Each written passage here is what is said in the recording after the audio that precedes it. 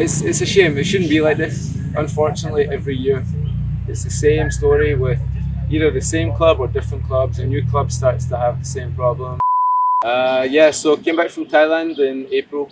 May. The season finished in April, and I had a few offers here and there, but unfortunately, it didn't quite work out. The agent or whoever ghosted me. So it's what it is. So I had to adapt. I had to change my plan. My initial plan was to play for another 2 or 3 years, but if there's issues or the call doesn't come, then you have to adapt.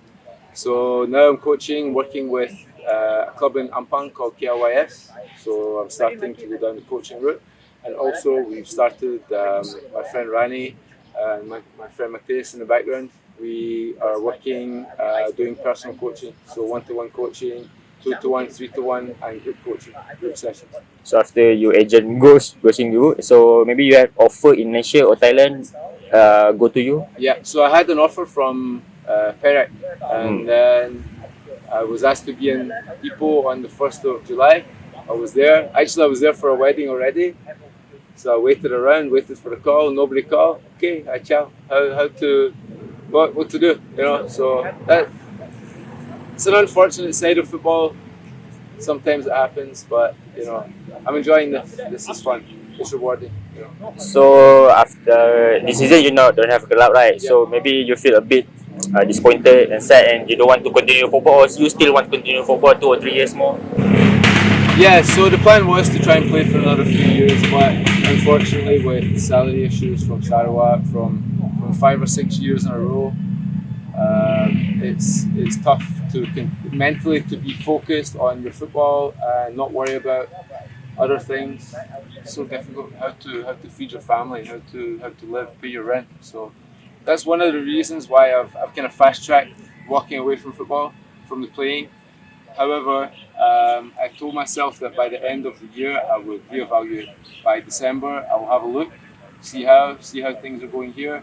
If there's an offer, then obviously I will consider.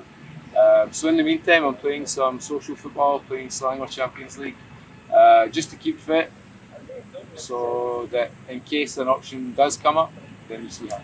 Maybe you say until of December, if you don't have an offer, maybe you have a planning to take a serious in coaching, take a lesson. Exactly, yeah. So for me, already, like I see a future in the coaching path. So it's something that I'm excited about. I'm really enjoying, and I think that's important. And also, it's very rewarding when, especially the club coaching here as well, when you actually see players improve. It's such a nice feeling. It's a lovely feeling. You and other Sarawak players still fight for the salary. Yeah. Maybe you can share a bit. Yeah, I mean, it's already been 1 year since our last salary. So September, October, November, 3 months that were owed from 2022. And you know, some of these guys, they're still playing for Sarawak, but the money is small. They have young families. How to survive? For me, at least I have something to fall back on, but not everyone has that luxury, you know. So we're continuing to fight, but you know, it's a slow process. Because before that I spoke to Taufik, to Raja Imran, so maybe you still contact with other ex-players? Yeah, of course. We still have a group. We joke a lot inside the group about gaji, blah, blah, blah. It's a shame. It shouldn't be like this. Unfortunately, every year it's the same story with either the same club or different clubs. A new club starts to have the same problem, and it's unfair. But I hope that the FAM, PFAM, I hope they can start to change in the near future. My last question is, what's your hope for your career, or what's your plan for next year? The plan going forward, right now is just to focus on the coaching stuff. Try to learn as much as I can, absorb from other people that are more experienced than me. The club that I'm coaching with in in Ampang, the head coach is class. Argentinian guy. He really he loves to give us information that we can take on for ourselves. So just try to develop as a coach, develop these young guys, help them improve, If some of them, like Akil, can go professional, then great.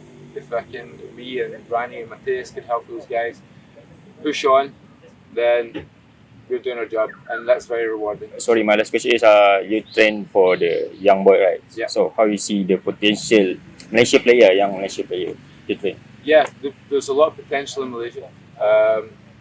I think that now that you see these guys are starting to do extra touches, extra sessions, the mentality is changing a little bit. Before it was just like, go training, balik, tidur, makan, blah, blah, blah, that was it. But now people are actually like, okay, if I want to get ahead, then I have to do the extra stuff. You know, you have to stand out from the rest. So these guys, I love the attitude of these guys.